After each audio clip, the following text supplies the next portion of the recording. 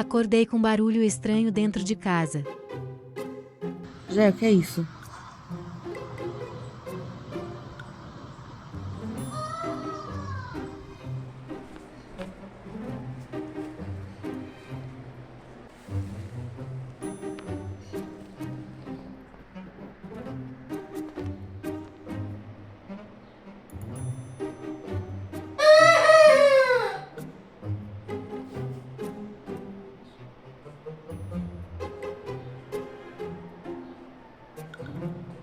E foi assim que descobrimos que nossa galinha é um galo.